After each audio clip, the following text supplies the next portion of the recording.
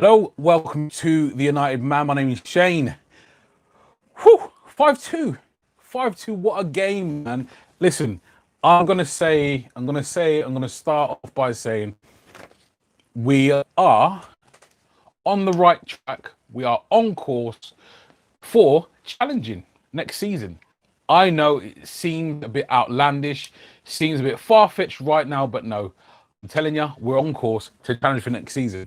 And I'll tell you for why. So, as far as the game went against Bournemouth, we started looking off very comfortable, as we have done in the past, well, since the lockdown, before the lockdown, especially since Pogba and Bruno have been playing together. Bournemouth obviously they nicked an early goal. We didn't look phased by that. And for truth be told, I wasn't worried either. The fact that after Bournemouth scored their goal, which was terrible, by the way, in terms of us how we conceded it, for starters, the ball in, Lindelof missed the header, which he does a lot, an awful lot. Lindelof is not a great defender in the air. He's not the best tackler either. So, for those of you that know me, you know that I'm not Lindelof's best fan. However, it was a series of mistakes and errors. Now, as I say, Lindelof missed the header. Harry Maguire done well to get a block in near the penalty spot, then got nutmegged by Junior Stanislas. And David De Gea at his near post, man. Terrible, absolutely terrible. The fact that he's getting beaten at his near post. And if you like, we're giving teams an opportunity to do damage against us. And that's what we did today. I mean, the second goal Bournemouth scored, not to harp on about the negative, but the second goal Bournemouth scored was of our own making. Obviously, Matic's poor pass back to Bailly. Bailly tried to control it on his shoulder, sort of like there. How the ref gave a penalty as well, even after VAR sort of like showed the replay, he was outside the box, and you had the sort of like the referee as well that they have as a correspondent saying that he didn't think it would be a penalty. The fact that it's his shoulder, and that the new ruling states that if it's the shoulder, it's no longer deemed a handball and shouldn't have been given a handball. Not even to mention it was outside the area. So how did that end up as a penalty? I don't know. But anyway, that should have been avoided. Shouldn't have even been a chance for Bournemouth. The fact that we conceded that, it's of our own making, let's say. De Gea making a mistake. It's not for the first time, obviously. Unfortunately, it's happened again. I'll say mistake. He got beaten by his near post. Goalkeepers shouldn't be beaten at their near post, as most of us know. His passing was an issue today. De Gea's performance was unsatisfactory, to say the least. His passing was poor. Like I say, he got beaten at his near post. Shouldn't have happened. It did, but there you go. Moving on to Bruno Fernandes, again showing his class. Now, I wanted to say something about Bruno Fernandes in terms of his in terms of his overall play. Bruno Fernandes he's class. He's the difference. He's the reason why we're in the position we're in right now. Bruno Fernandes is the difference, and I firmly believe that had we bought Bruno Fernandes in the summer, hindsight, wonderful thing, I know, but I'm just making a point. Had we bought him in the summer, we wouldn't be in this position. We'd probably be in third position. Wouldn't go ahead myself and say, yeah, we'd be in first or second. Probably be in third. And that's the impact Bruno Fernandes has had on the side. Now, bearing in mind, Bruno Fernandes' assist, he was off balance. Obviously, Mason Greenwood got the goal and a wonderful finish. I will say a fantastic finish by our 18-year-old wonder kid who's now got 15 goals in his full debut season. So that to put some perspective on it, Wayne Rooney scored 17 goals in his debut season, and Greenwood is only 2 goals away from that. And he hasn't started anywhere near as much games as Wayne Rooney did either. And he's only 5 goals away from both Martial and Rashford, who are both on 20 goals now. Between them, they've got 40 goals. They're both on 20 goals now for this season. Greenwood on 15. So to say that most of his appearances have been off the bench, which they have, he started a few games, but most of his appearances have come from the bench, and he's got 15 goals. I can't stress what an amazing player and potential future world beater Mason Greenwood is and will be. This is his first full debut season. Obviously, he started last season for Ollie, but this is his first full season. I don't know where he's going to be. As Ollie said, sky's the limit for Greenwood, and I genuinely believe that. His finishing is ridiculous. That's what I will say. His finishing is ridiculous. Left or right foot. I've seen him head the ball a few times. He's not the best at heading, but when you've got 2 great feet like that, who needs it? Who needs to be a great header of the ball? And in any case, we don't play that way. So I wanted to touch on Bruno Fernandes again, his assist. I know I want to track there with regards to Mason Greenwood, but just to touch back on Bruno Fernandes' assist, where he letting the ball run across his body at the edge area, sees Mason Greenwood off balance, he just toe pokes it through to Mason Greenwood, and Mason Greenwood, as the rest say, is history. And just to reiterate, when we went down against Bournemouth, I wasn't panicking. I wasn't flustered. It's not like beforehand, earlier in the season or last season, in fact, where obviously on the previous managers as well, where we've struggled if we've gone behind or we're thinking, oh my days, where's the goals going to come from? Wasn't like that at all. Martial, Rashford, and Greenwood as your front three, being supplied by Pogba and the man Bruno Fernandes. Bruno. As I've seen my man Matt Rush pop up there saying,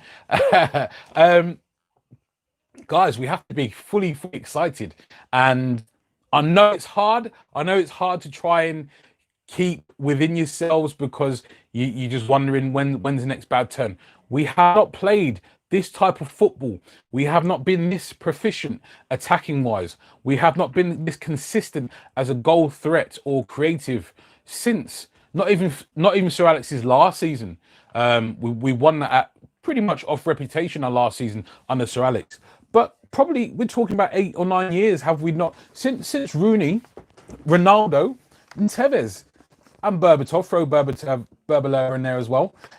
We've not been this dangerous attacking since then. Since the days of Rooney, Ronaldo, and Tevez, we have not looked.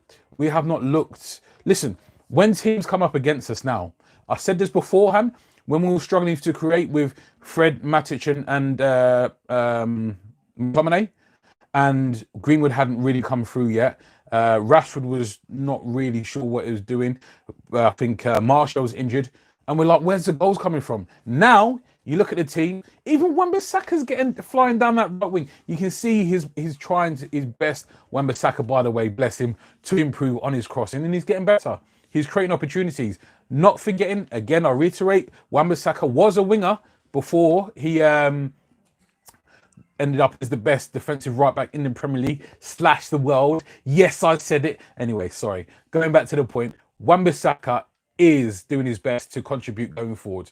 Always running, always an option, keeping the width on the right-hand side, which is beautiful to see. And he's taking on players. He has the ability to take on players. His favourite move is where he drives outside, feigns to go inside, and goes back outside and crosses the ball in. Obviously, Rashford had a second goal disallowed from a subsequent cross from Wan-Bissaka, and it was an instant cross. It was a first-time cross, and it was a very good cross. It's just a shame that Rashford was just offside. The VAR looked at that one, and it was only just offside, which was, really good to see. Following on from that, obviously the penalty, which Rashford tucked away nice and neatly, cool, calm, and composed. Even penalty takers now, guys. Even penalty takers, we've got 3-4 decent two very good penalty takers in Bruno Fernandes and Marcus Rashford. And Pogba's a good penalty taker. Martial can take penalties as well. And I'm of no doubt that Mason Greenwood is probably, a dab hand at being a penalty taker as well. Let's just put it out there. Yeah, Rashford needed that goal because you can see he's been mentally affected by the injury. It was, like I said, it was a lower stress fracture of his back, and he wasn't quite moving freely enough. He wasn't making those drinking runs. He wasn't driving at defenders like we know he can do and has done. Today looked a bit better as a complete performance in terms of Rashford. Like I said, a goal would have done him a world of good. And like I say, he made the run to tuck in the disallowed goal. By the way, that disallowed goal that Rashford scored from Wan-Bissaka's cross, I think that should have been allowed, because while we're looking at Bruno Fernandes's free kick goal and Matic's heel was offside, and for me, they let Matic's goal stand, whose heel was, as they put it, offside, but then Rashford's one, that was very tight. I couldn't see any difference between the defender and Rashford, but they disallowed Rashford's goal, allowed Bruno Fernandes' free kick to stand. Anyway, we smashed 5-2. Brilliant result. I'm over the moon. I'm not surprised. I'm going to take it to the predictions because the other night we did some predictions. I don't think anyone got it right from who predicted. I predicted 4-1, and when we was 3-1 up, it was looking good. But then obviously Bournemouth scored that penalty, so that was mine out of the way. But I think everyone else went for a nil victory.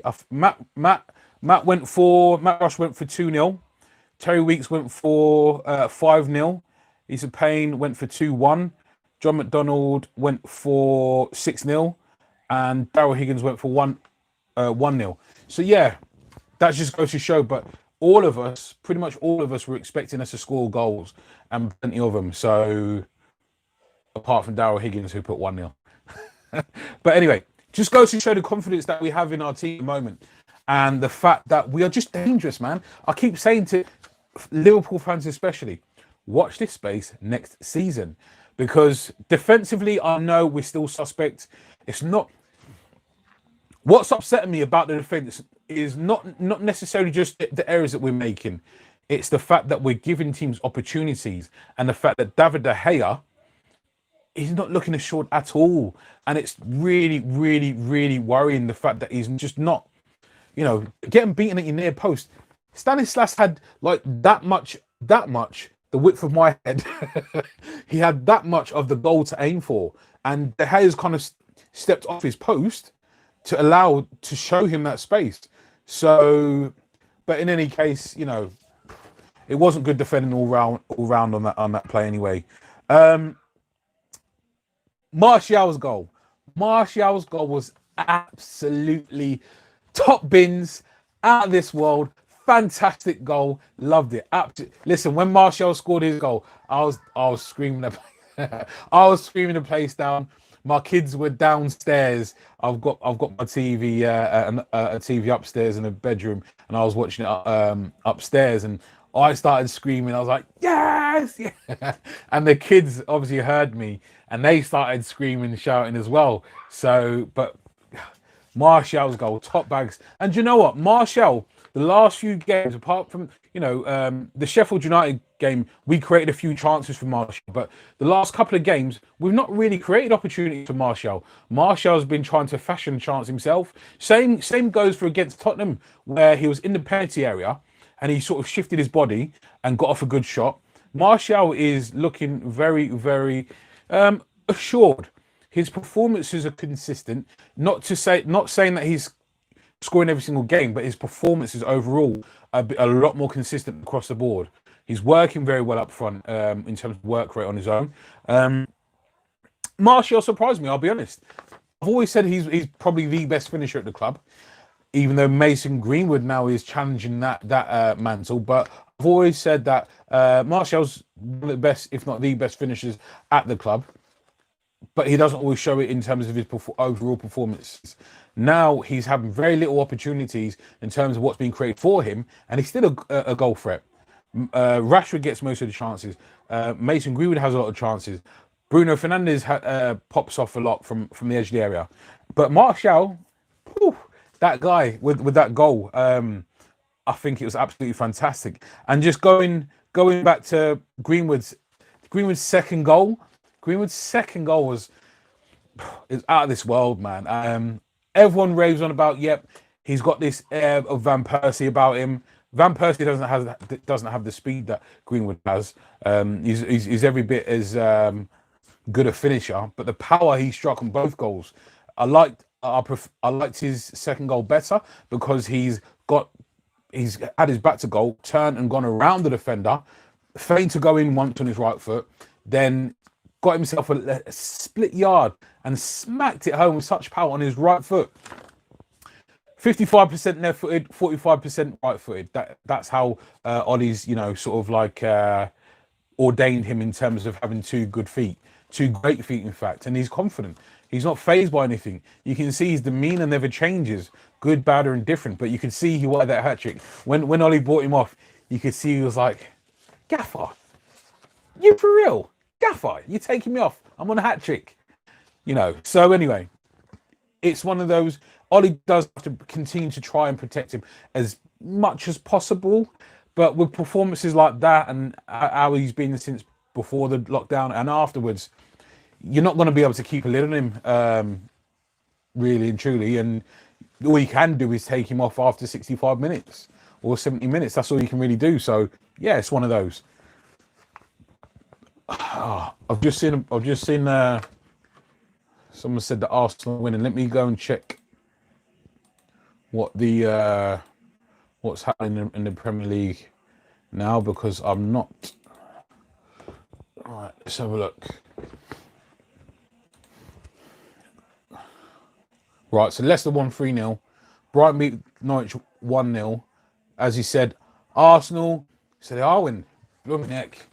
That's good. That's good going, that is. That's good going. If Watford could do us a favour against Chelsea as well, because obviously we've leaped from Chelsea now into fourth place. I'll just double check that before I quote you. Refresh that. So yeah, brilliant. Arsenal beating Wolves and they're away as well. So, even if they can come away with a point, that'd be fantastic. That'd be absolutely brilliant. Let's go to league table. So yeah, we've leapfrogged Chelsea. Chelsea have the game in hand. Obviously, Wolves are playing now. Goal difference. Obviously, we've got better goal difference than Chelsea. So even if they just get a draw at Wolves, we'll still remain in fourth place today. We could do with Wolves dropping all 3 points. That'd be fantastic for sure. But yeah, everything seems to be going in our favour. There's so much going on. I'm going to do a video on Jadon Sancho as well tomorrow. Terms agreed. Like I said, I'll drop a video on that one. But Jadon Sancho looking imminent. We're playing really well, performances. We're scoring lots of goals. We're, other than defensive errors, everything's going really well for us. Obviously, Leicester losing the other day, Chelsea losing the other day. Arsenal are beating Wolves now. Listen, Anyway, let's go to the comments. Got a bit of catching up to do.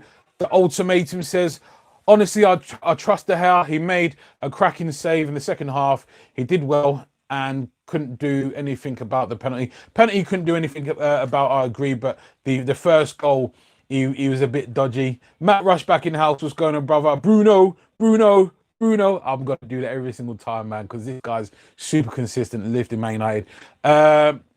Where are those Ollie outers now? Yeah, I agree, mate. John McDonald in the house. What's going on, my mate? Agree with this gold dust. Absolutely true there. I just hope that, like I said, we don't, because remember Rooney, he started 16 and then was burnt out by the time he was like 26, 27. Hopefully that doesn't happen with Greenwood and we look after him as well. Bruno is such a signing. It's immense. I can't believe it, honestly. It's so refreshing. Absolutely, that's the ultimatum there. Mason Messi, sorry, Matt Rush there. Wow, I couldn't agree more. Thought our defense looked tired in the first 20 minutes. Yeah, it was just a strange performance in terms of the defense. We wasn't our I mean, we've looked really good. It's since we've kind of come back from lockdown. We've not looked as solid as we were, but attacking wise, we've looked even more dangerous. So, yeah, I think a centre back is a must. If Eric Bailly can't, it's whether or not Ollie's going to give Bailly the opportunity to show that he should be Maguire's partner, or do we go out and spend another 85 mil on a top class centre back?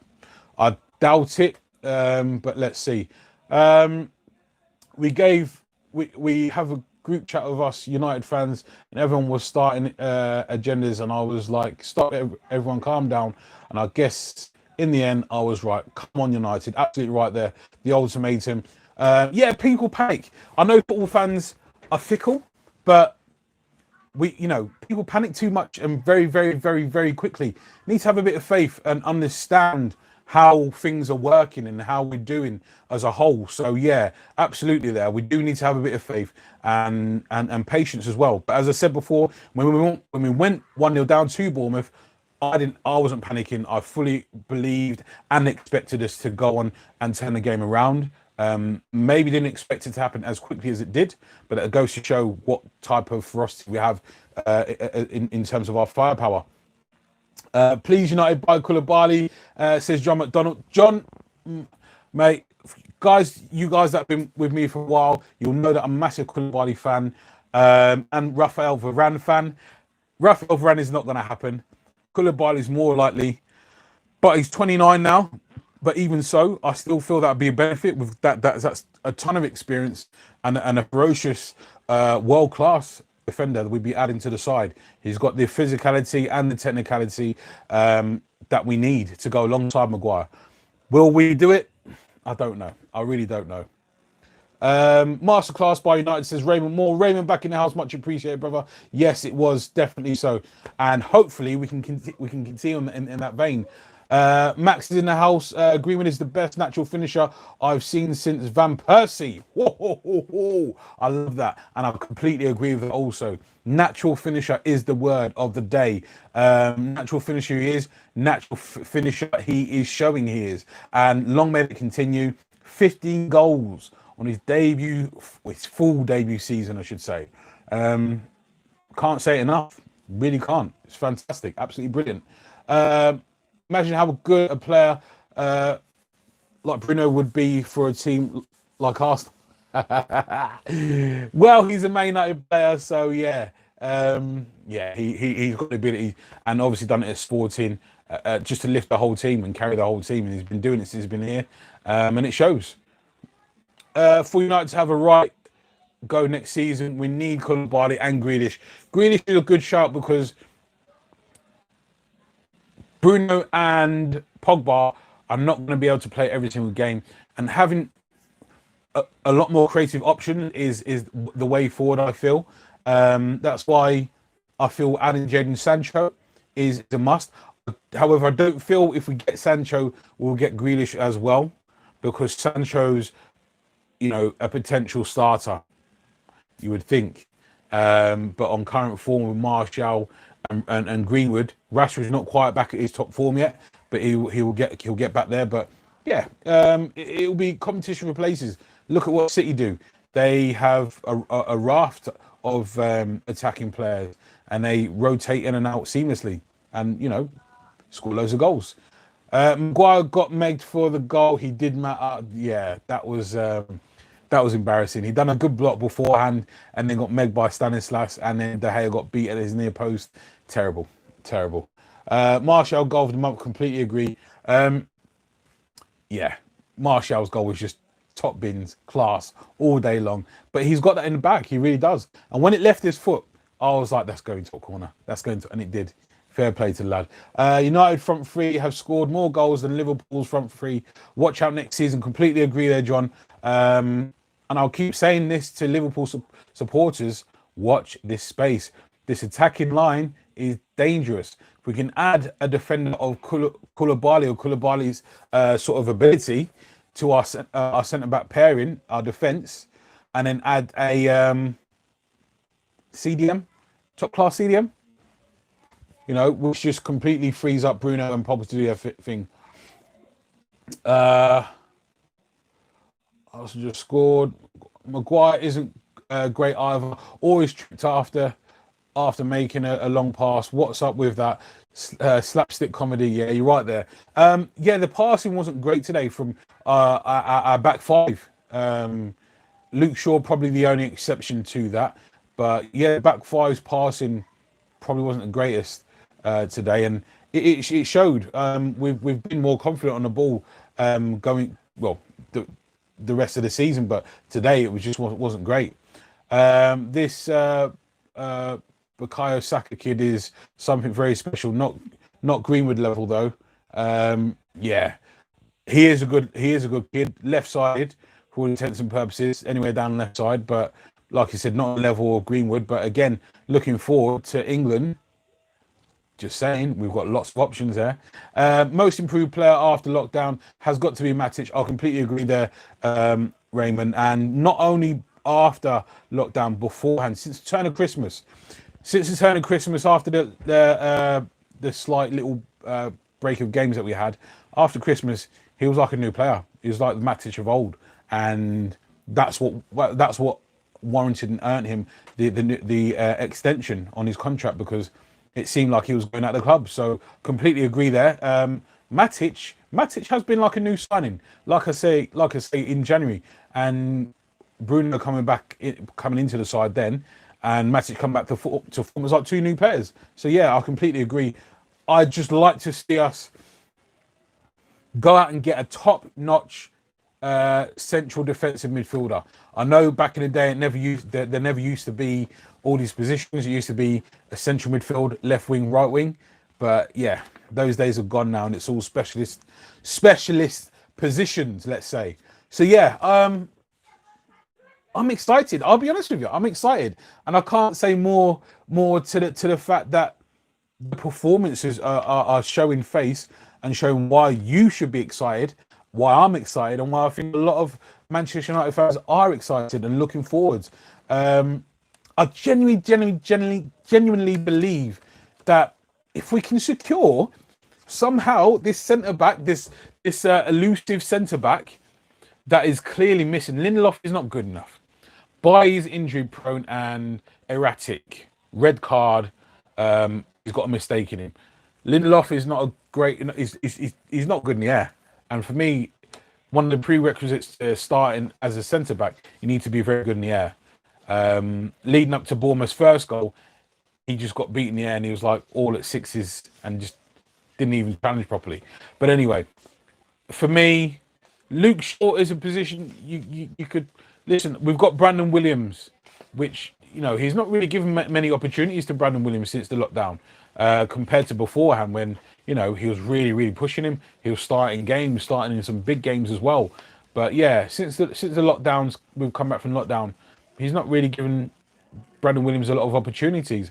Maybe he's just going with his tried and trusted, which we have done in the past 3 games. But yeah, at the minute, this is looking like our best and starting lineup. But there you go. Anyway, just wanted to touch on the ratings. Let me know what you feel in terms of A, who the worst player on the team was, B, who the man in the match was. I'll go through mine. David De Gea, I've given a 5 out of 10.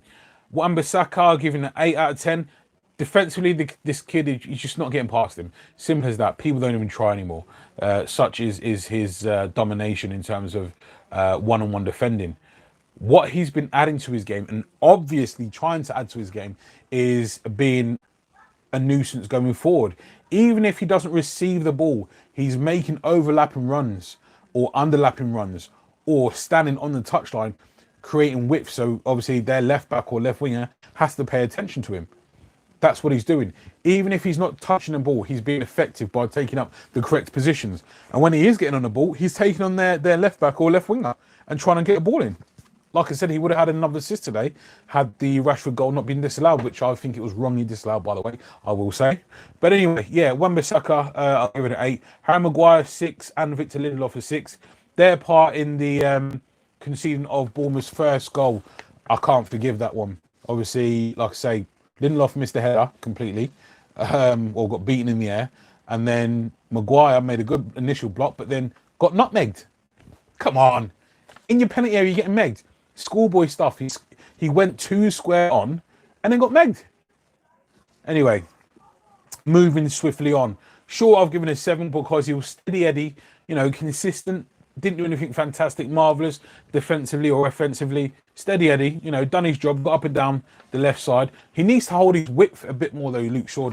He comes inside an awful lot in terms of like doing an underlap instead of an overlap. Him and Rashford seem to have a decent relationship down the left side, but I'd just like to see him. He doesn't make good runs forward, but he makes underlaps instead of overlapping Rashford, so to speak. Just like to see him do that a bit more. And his crossing, his delivery isn't the best either.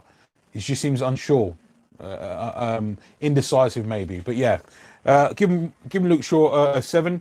Matic 6. Steady enough performance.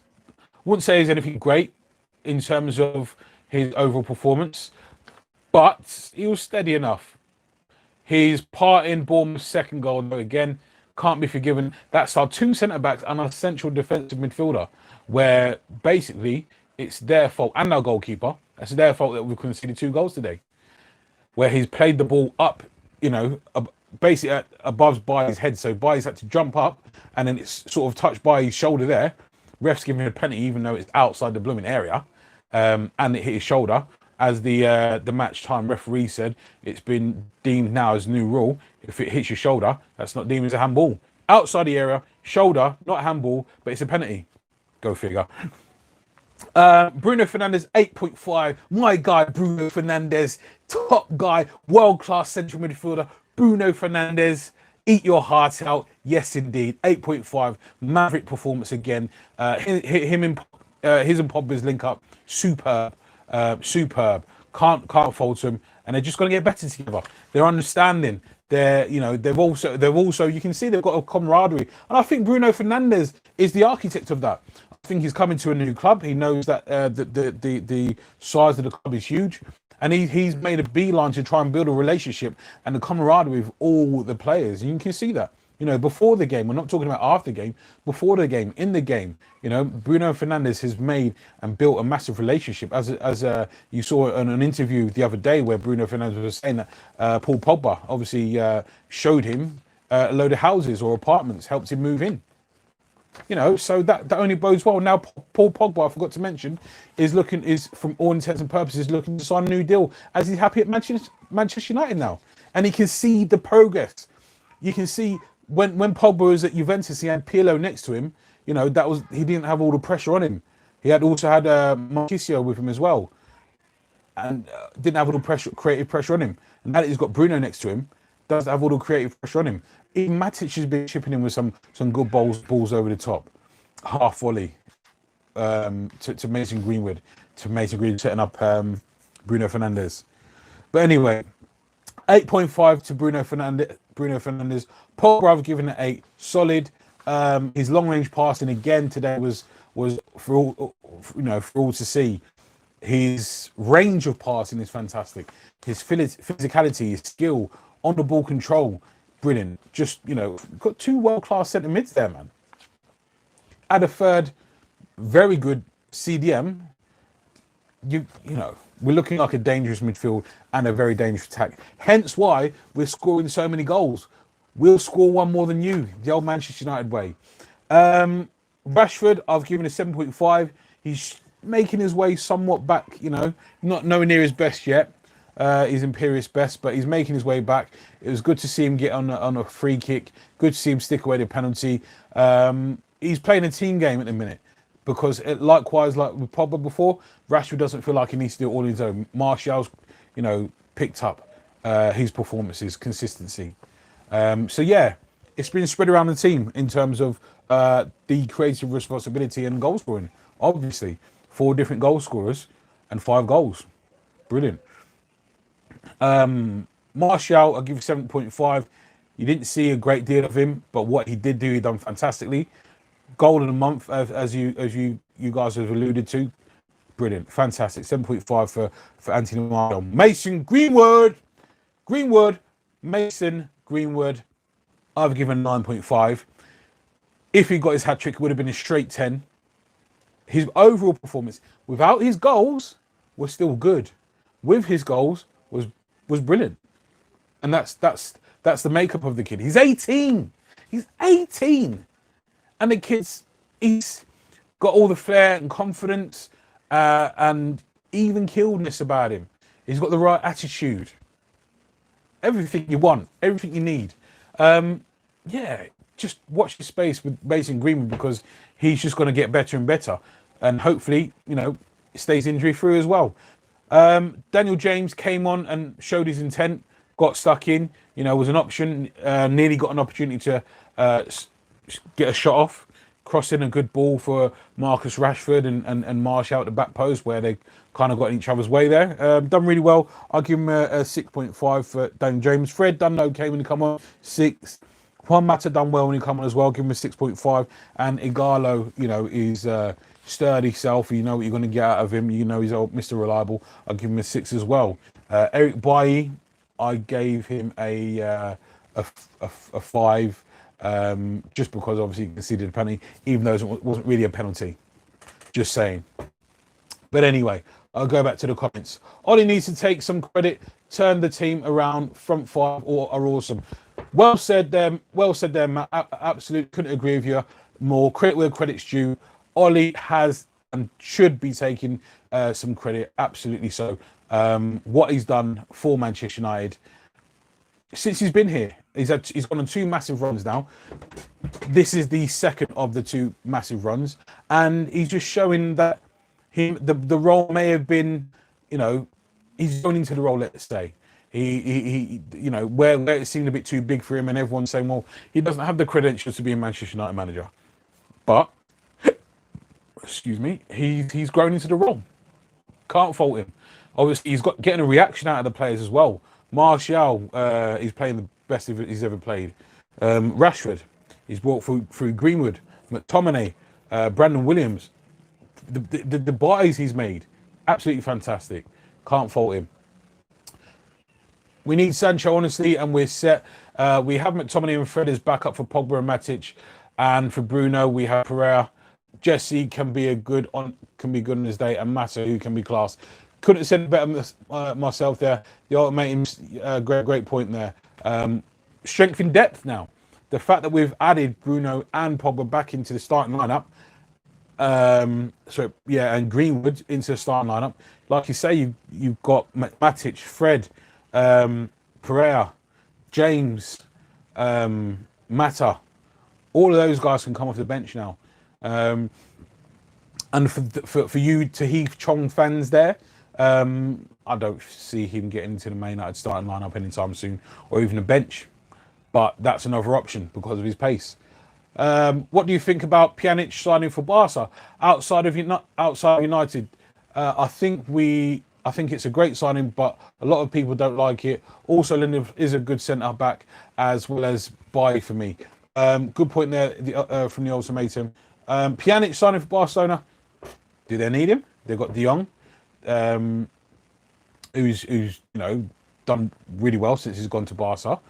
Arthur as well, or Artur. Busquets, obviously, but he's like ageless. Sergio Busquets is. But yeah, I think it's a good signing for them. Yeah, I do. Let's have a look. Worst player, honestly, Maguire. Man of the match, Greenwood. That's ultimatum. Raymore. Ole has finally figured out his strongest starting 11. No Lingard or Pereira when he tries to win games. Absolutely. Pogba looks happy for the first time since he joined us. Definitely the case. Do you think Sancho's addition will sacrifice Greenwood's spot in the starting lineup? Mason should start every game. He's that good. Right, I said this to my mate. In terms of Sancho, I don't think we should not sign him because of Greenwood. I feel like we should sign him, and that's one extra quality player. Now, Daniel James is not going to have the impact that Rashford will or does have, whereas Sancho can, in a more creative sense, and also scoring goals. Sancho's had 44 appearances this season, scored 20 goals, and assisted 20 goals as well. You can't say fairer than that. That's that's an involvement in 40 goals out of 44 games for Sancho. 20 goals, 20 assists this season in 44 appearances. Can't say fairer than that. And the fact that he's 20 years old bodes well. And then take that into England with Harry Kane if he's injured, Rashford, Greenwood, Sancho. You got Sterling. You got loads of options there for England, which is the truth. But yeah, I wouldn't not sign him because of Greenwood's emergence. I'd just say look at City where they've got Mahrez, Bernardo Silva, Sterling, Jesus, Aguero. And they rotate fine. They've got 4 top class forwards. Agreed, Mason's still very young. Sancho will give us more options. Good point, ultimatum. They ain't laughing at Ollie now. Absolutely right. 16 games unbeaten. Absolutely fantastic. 16 games unbeaten. And do you know what? We're looking really, really, really composed. We're looking dangerous offensively. We haven't been looking as good defensively, unfortunately, in more recent games. But forget that. You win games by scoring goals.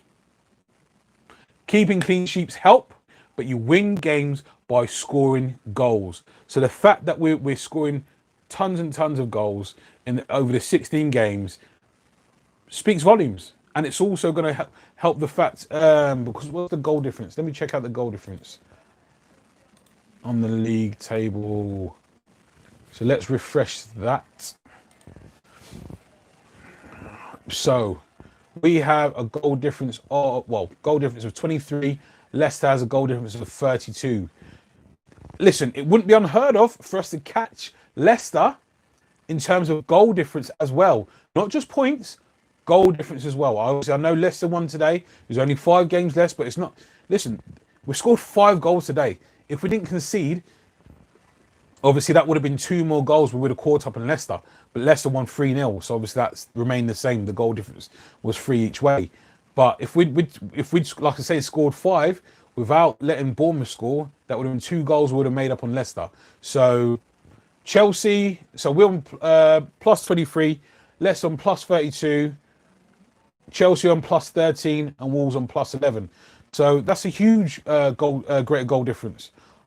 For me, we should be aiming for Leicester's, trying to catch up with Leicester's total. So, as I say, if we didn't concede 2 goals today, that would have been 2 goals that would have closed in on Leicester. It's just a shame that they scored 3 goals. They won 3-0. But in terms of scoring, Chelsea scored more goals than us, and so have Leicester. But we've conceded less goals than Chelsea.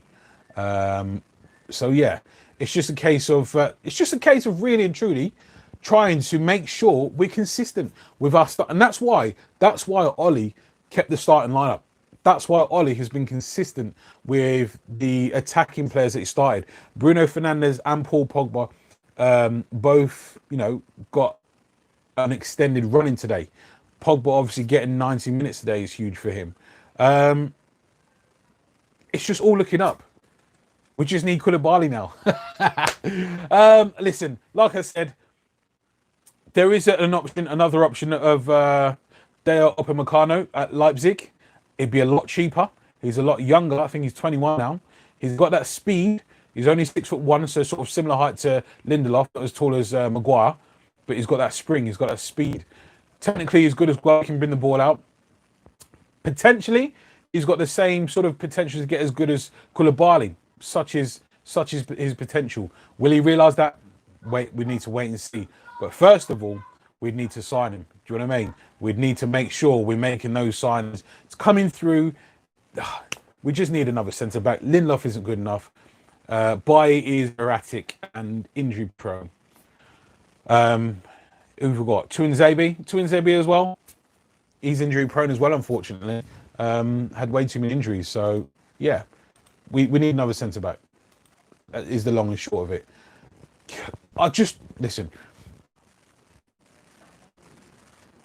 Some of the pundits I've seen some of the pundits been asked, do they think Manchester United can challenge Liverpool and City next season. And this is like to Rio Ferdinand, Michael Owen, Owen Hargreaves, Robbie Savage. Not that Robbie Savage talks much sense, but anyway, they've all said Manchester United just need to add 2, maybe 3 top quality players into their starting lineup. I say just like that's really easy to find, top class players, at not even reasonable prices. We're going to end up paying through the nose with Manchester United. I just hope that Mr. Woodward and Matt Judge don't mess about. Just go and get the players. Ollie's ratio for signing players and then being a success at Manchester United is 100%. All of his signings, in one way or another, has been 100%. And not only that, the players that Ollie's brought through have been a success. Greenwood, McTominay, Brandon Williams. Unfortunately, we seem to be losing one of our top youth prospects in Angel Gomez, but there will always be casualties. I did like him a lot, but that's how it goes. What's the score now between Arsenal and Wolves? Still 1-0 by looks of it. As I say, Chelsea are playing Watford at 8 o'clock tonight. We need. Listen, Chelsea at home. People say that it doesn't make a difference. You're used to the pitch, the size, the width, how the pitch plays. So it does make a difference. Obviously, the crowds aren't there, but it does make a difference playing at home on your home ground, on your own home pitch. You're used to that pitch a lot more than your opposition will be. So it does make a difference. Obviously, the crowd not being there is a factor, but it's still an advantage to play at home. If Watford could do us a favour, I doubt they will. But if they could do it, they beat Liverpool. Liverpool's, full team as well. You never know, but it's unlikely. Arsenal seem to be holding their own against Wolves as well. Listen, if Arsenal beats Wolves, oh my word! If Arsenal beat Wolves now, because obviously that's a -1 on the goal difference as well. Even though we're 22 goals ahead of Wolves on the goal difference, that's still -1, and we're clear 3 points away from Wolves. I say clear. That's 1 loss for us and 1 win for them. But we've got Aston Villa next, who are currently in 18th position, fighting for their lives. Listen, I can't see. We're 100% on for winning all our games between now and the end of the season, aren't we? So long may it continue. Daniel Mensah, what's going on, man? Nice to see you in the chat as well. It has been a while. Yes, it has, brother. Good to see you. Alexander William, Bournemouth. Do not cry, times 3. Everything ain't gonna be all right. Dear me. That's a good one, Alexander William there. Thanks for joining us in as well. The ultimatum. I think defensively we are good, but we need depth. And what the hell is going on with Axel Tuanzebe? Axel, tell us, mate. Listen, Axel Tuanzebe, unfortunately, he's had injury problems. And it's like Roshan Williams. He was another academy graduate where he's just been injury prone. And the scar was seen to be those guys. But injury has a massive impact on young players' development. Not only young players, but established players' development as well. Daniel Mensah, we need Sancho. Listen, I think Ollie's going to be thinking twice. I really, really do, because Ollie is very, very, very loyal to his players. And he obviously loves Mason Greenwood. Mason Greenwood is only going to get better. He's 18. So what happens if we buy Jadon Sancho? Do we drop Mason Greenwood to the bench? I've said before to my mate that I believe Mason Greenwood is sort of like Thierry Henry-esque, where he's starting out as a winger, but will eventually end up as a number 9. If that's the case, Martial's days are numbered. I don't know. We shall see. What do you think? Do we sign? Do we not sign? Do we sign and then drop Martial? Do we sign and drop Greenwood? Do we sign, drop Rashford? What do we do? Let me know what you think. Mad Mark UK, hi mate. Okay, Mad Mark's in the house. What's going on? Alexander William. Tuanzebe, we need him back. as an option. He had a good season at Villa. He probably needs another loan spell out, maybe. I don't think Lingard, Jones, Pereira will be gone next season. Fingers crossed. Yeah, maybe, hopefully. Leicester, Wolves, Chelsea got difficult games. I see United getting bottom three. Yeah, listen, Leicester and Chelsea and Wolves do have harder fixtures, and some of them do have to play each other. So, yes, I do agree. We should be able to, you know, yeah, just trounce everyone, basically. Explain, Alexander saying, explain why people want Pereira gone. For me, Pereira, I wouldn't say kick club, but he's not good enough to be in the starting lineup for sure, which I've been saying for years. Hence why all these loan moves have happened. Plus, he's probably just good enough for the bench. You know, when you think of it, if and when we go back down to 7 subs, he's probably not going to make the bench. That's the reality of it. You're chasing Chelsea, mate. You probably won't catch Chelsea. You beat Bournemouth. Come on. Listen. Mad Mark UK. We're chasing Chelsea. We're ahead of Chelsea. We have better goal difference than Chelsea. We just need to hold our own. You know, we'll catch Chelsea, I believe. Lingard shouldn't leave. Honestly, he's a reliable player like against City, Tottenham and Sheffield United this season. We need to support him through the hard times. Can give us energy to his Bruno. Lingard would be ahead of Pereira in terms of getting game time for me. However, Lingard has got a long time being largely ineffective. We're talking 18 months. For me, I don't think we need to sell anyone. Possibly Phil Jones. Other than Phil Jones, I don't feel we need to sell anyone, purely because that's depth. If we sell our depth, then we have to replace that depth, or we have to use youngsters. If the youngsters are ready, so be it. But if they're not quite ready yet, and we're selling our depth of our squad, our first team squad, then we only weaken our position. So for me, the only player we need to sell is Phil Jones. Red Devil Studio, yo United man, how's it going? How good is Greenwood? Yes, Red Devil Studio. That's my brother G. What's going on, man? Make sure you guys go and check out his channel as well. Does some fantastic content. We are eventually going to start a new channel together as well. One of these days, aren't we, G? And a couple of other lads as well. Draco Evolve and Red Devil Weekly. We will start. When we start, I do not know. We'll let you know. Daniel Bruno has made Pogba smile again. Absolutely right. I think Sancho is still priority right now. But yes, he is. But to your question as well, though, G, Greenwood is he's a massive problem for Ollie in terms of he is giving him lots of options. There's lots of things that he probably didn't think Greenwood would be this far along this soon. All that being said, he has said that sky's the limit for Greenwood. But can any of us really say that we thought Greenwood would get 20 goals before the season's done? I didn't.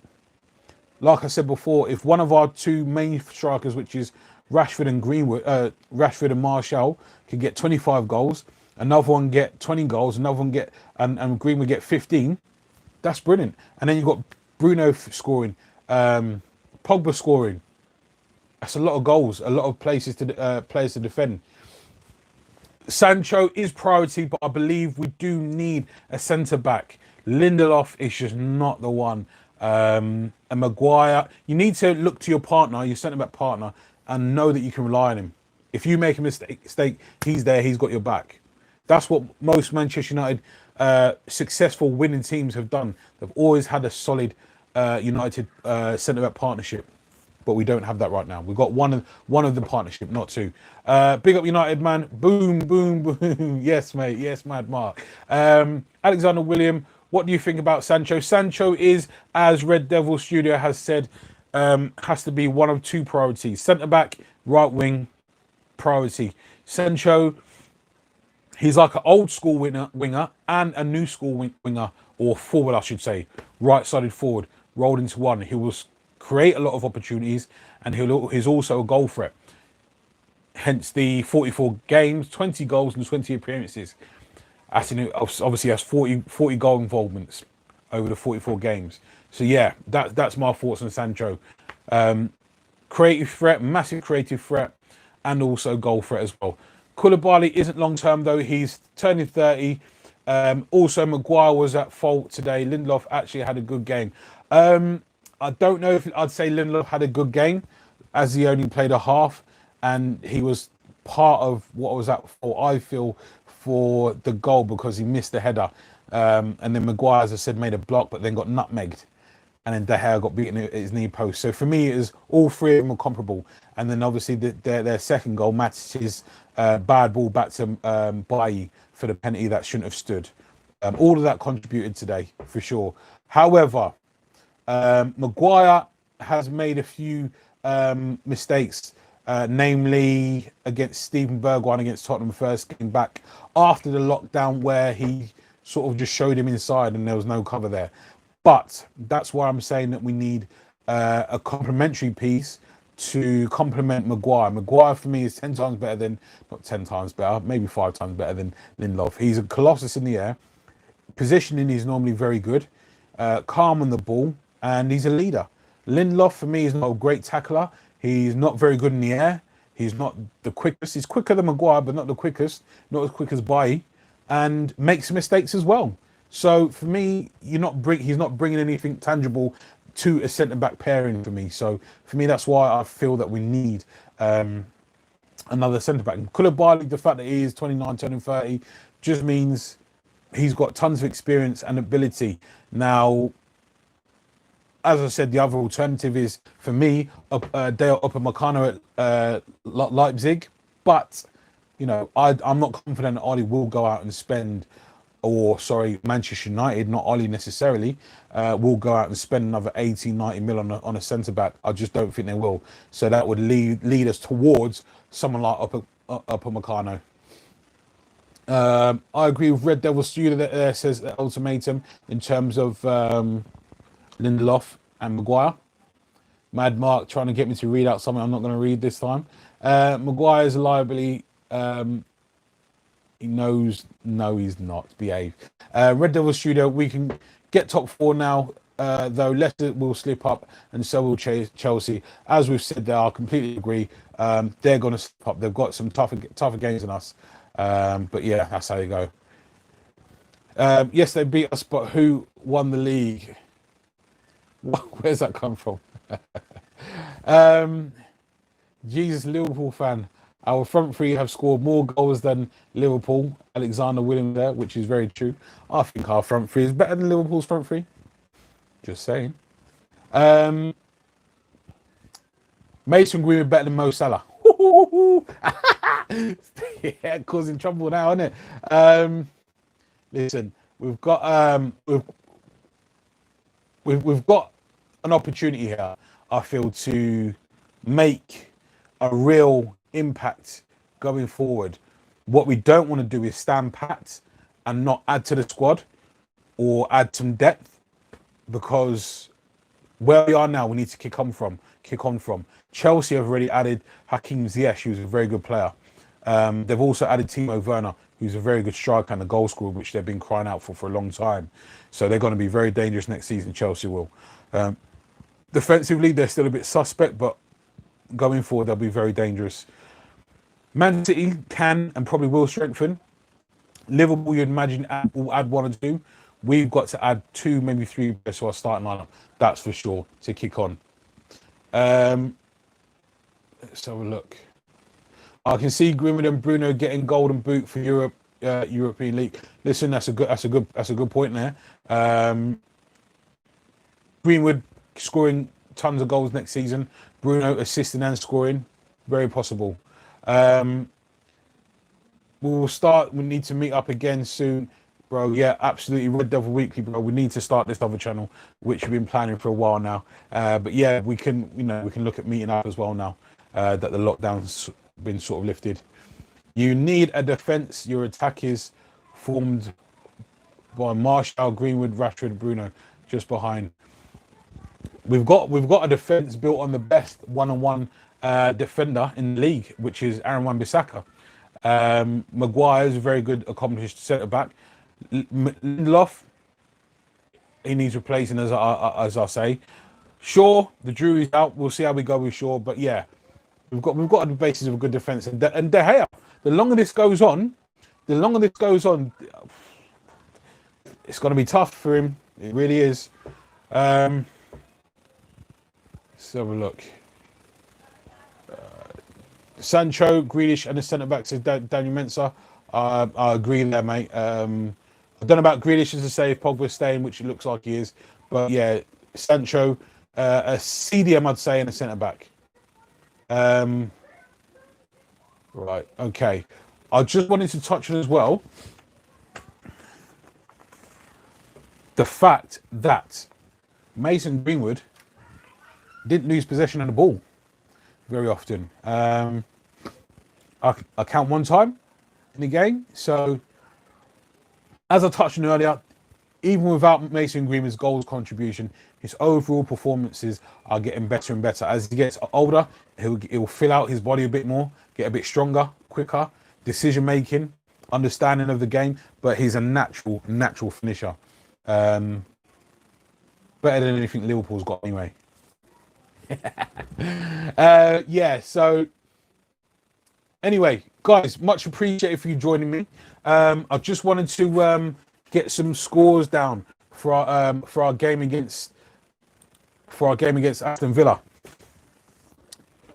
I've got one half of the giveaway, by the way, guys. Don't forget, part of our predictions. You get a pen. Part of our predictions by the end of the season, how it works out. End of the season, the winner of our predictions will get a prize. Part of that prize is a Ring Central. I don't know if you can see that. There will be some memorabilia as well. That will be part of the giveaway, but that hasn't arrived yet. But yeah, one half of the giveaway will be a Ring Central doorbell camera. So, lost my pen. As I said, I'll go through the predicted predictions for the Bournemouth game. I said 4-1. Matt Rush said 2-0. Terry said 5-0. Issa Payne said 2-1. John McDonald said 6-0. And Daryl Higgins said 1-0. So, we do it again for the game against Aston Villa. Get your predictions in. I will say, bearing in mind, we are away, I believe. I think we're away. Get your predictions in, guys, because, as I said, the winner, whoever is top of the table at the end of the season, in terms of most predictions come true, they will get the giveaway. That's excluding myself, but I'll still make my predictions as well, obviously. Come on. Right, okay. I'm going to say for the Aston Villa game, we will win 4-2. So my prediction is 4-2 against Aston Villa. I'm just trying to find out if we're home or away, though.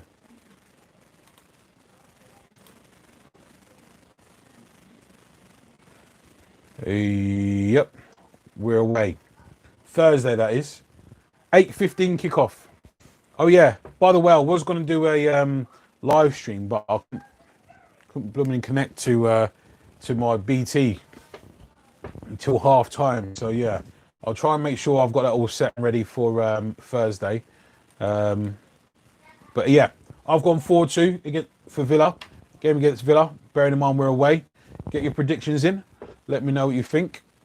John's gone with 3-0.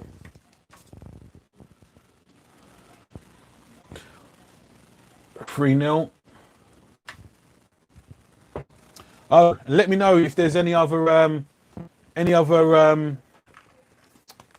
preferred giveaways than the Ring Central doorbell, because someone may have this already, some of you may not. But yeah, I've got some memorabilia on Man United memorabilia on the way as well, which I'll show you.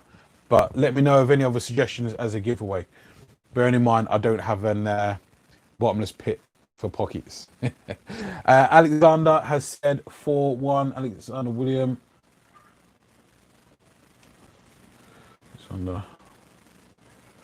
4-1. Yeah, I don't know if we're going to keep clean sheets. That's the problem. Whoop. Camera malfunction there. Apologies, guys. I don't know if we're going to keep clean sheet. That's the thing. I'm not confident of that right now. That's why I've gone for 4-2. With De Gea making mistakes that he is, Maguire, Lindelof, Matic, there's mistakes by all four of those guys today. So that's why I'm not sure if we'll keep a clean sheet. Having said that, Aston Villa, traditionally, we've always beaten them comfortably. And Aston Villa aren't scoring a lot of goals at the moment. However, this is the Premiership. This is football, so I don't know. Get your predictions in. Daniel Mensah is saying 5. Is that 5-0? I'll take it. Daniel Mensah, that's 5-0. But yeah, do you know what I'd like to see? Because obviously we've got, is it Leicester last game of the season? So we've got Leicester away last game of the season. For me, against Aston Villa, I'd like to win by a score to 0.